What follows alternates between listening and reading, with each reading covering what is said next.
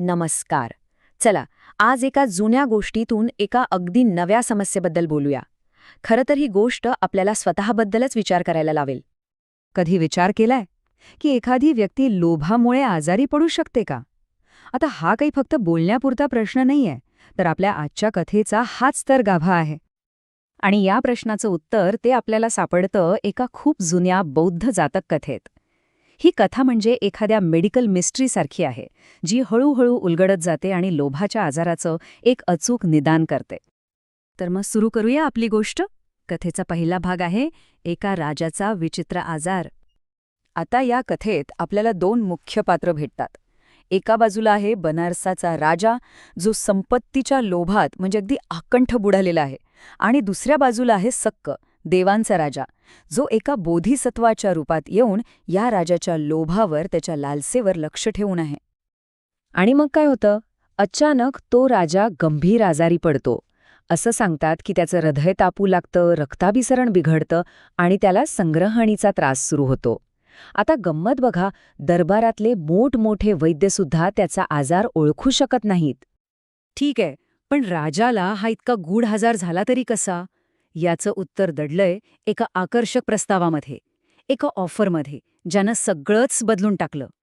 तर गोष्ट अशी सुरू होते. तो जो सक्का आहे ना, तो एका तरुण ब्राह्मणाच्या वेशात राजासमोर येतो आणि त्याच्यासमोर एक असा प्रस्ताव ठेवतो जो राजाला नाकारणंच शक्य नव्हतं. आणि तो प्रस्ताव काय होता? तो होता तब्बल 3 समृद्ध शहरं जिंकून देण्याचा. जरा कल्पना करा, अशी 3 शहरं जी हत्ती, घोडे आणि प्रचंड सैन्यबळाने अगदी परिपूर्ण आहेत. आणि ही शहरे होती तरी कोणती? तर उत्तर पांचाल, इंद्रप्रस्थ आणि केकक. आता ही नावं ऐकून राजाची लालसा, त्याचा लोभ आणखीनच वाढतो. तो लगेच दुसऱ्या दिवशी सैन्य तयार ठेवायला सांगतो. पण इथेच तर गोष्टीत खरा ट्विस्ट येतो. राजा आपल्या लोभात इतका आंधळा झालेला असतो की त्यानं त्या तरुणाच्या राहण्याची किंवा खाण्यापिण्याची साधी विचारपूस सुद्धा केलेली नसते. आणि त्यामुळे काय होतं?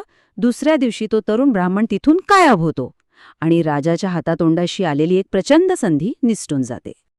आणि हाच विचार राजाला आतून पोखरू लागतो. तो स्वतःशीच म्हणतो, अरे देवा, माझ्या हातून केवढा मोठा सन्मान हिसकावून घेतला गेला आहे. आणि हाच विचार, हीच गमावल्याची भावना त्याच्या त्या विचित्र आजाराचं मूळ कारण ठरते. चला, आता कथा एका निर्णायक वळणावर येते. एक नवीन वैद्य येतो आणि तो असं काही निदान करतो ज्याचा कोणी विचारही केला नसेल. तो निदान करतो लोभाचं. तर हा सक्क तो पुन्हा एकदा ब्राह्मणाचा वेश धारण करून येतो, पण यावेळेस एक वैद्य म्हणून. तो राजाला बरं करण्यासाठी कोणतीही फी किंवा शुल्क घेण्यास नकार देतो. त्याला फक्त आजाराचं खरं कारण जाणून घ्यायचं असतं. आणि मग राजा त्या वैद्यासमोर आपलं मन मोकळं करतो. तो कबूल करतो की त्याचा आजार काही खाण्यापिण्यामुळे किंवा काही पाहिल्यामुळे नाहीये, तर फक्त काहीतरी ऐकल्यामुळे झाला आहे. आणि मग तो त्या 3 शहरांची सगळी गोष्ट त्याला सांगतो.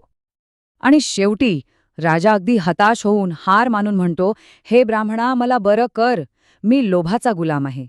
आणि हीच कबुली, हीच त्याच्या उपचाराची गुरुकिल्ली ठरते. पण मग प्रश्न हा आहे की ह्या आजारावर उपचार तरी काय?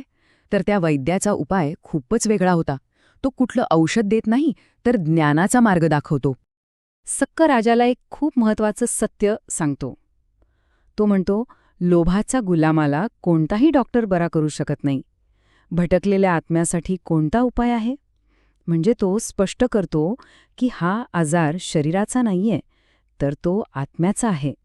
सख्याच्या उपदेशाचा जो गाभा आहे ना, तो आहे अतृप्त इच्छा, ज्याला आपण तृष्णा म्हणतो. तो सांगतो की हीच सगळ्या वाईट गोष्टींचं मूळ आहे आणि एकदा का ही वाढायला लागली की ती माणसाला सरळ दुःखाच्या खाईत ढकलते. आणि मग तो राजाला एक साधा पण खूप खोल अर्थ असलेला प्रश्न विचारतो.